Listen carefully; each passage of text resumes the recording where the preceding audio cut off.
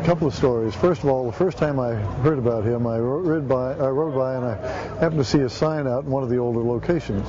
And I called him to find out what kind of work he did. One of the questions I asked him is, can I afford you? He said, well, I may not be the cheapest guy in town, but at least I know how to do it right. I will say that he's been a real prince, and everything he did was right on the money.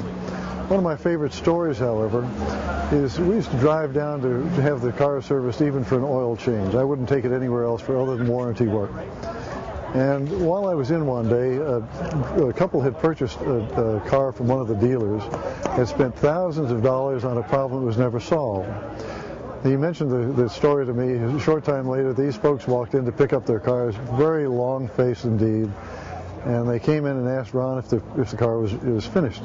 He said, sure it is. He said, how much do we owe you? He said, don't worry about that. Just take it for a ride first. Test it and see if it's fine. They came back 15 minutes later with these great big grins on their faces and said, it seems like it's great. How much will you charge? He charged them a couple of $100s for what the dealer had charged and overcharged them thousands of dollars.